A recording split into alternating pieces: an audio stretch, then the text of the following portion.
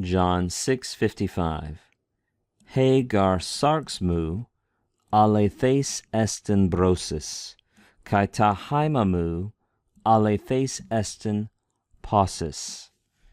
Here Jesus continues speaking to this hostile crowd and speaking of his coming sacrificial death, using the words of blood and flesh and showing how there's an absolute necessity for his people to rely completely on his sacrificial death, to know God, to have life, to be in relationship with him.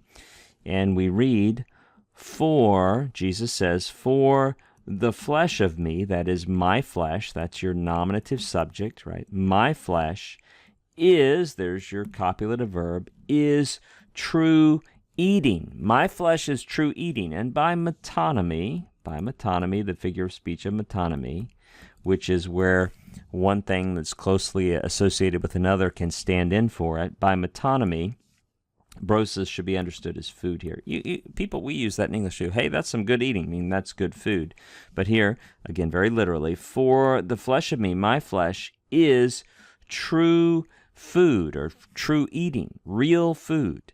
And I feel like I need to say something about this word alethes. It's one of those third declension adjectives, remember, where there's a masculine/feminine set of forms, and then there's a neuter set of forms. And so this is the form that does double duty for the masculine or feminine nominative. Why is it feminine nominative singular? Because it's modifying the feminine nominative singular noun eating or food.